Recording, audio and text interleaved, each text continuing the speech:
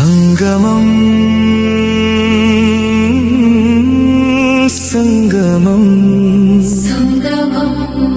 విద్యార్థి ఉన్నతికి సంగమం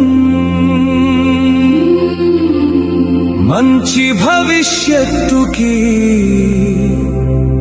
ఆరంభం.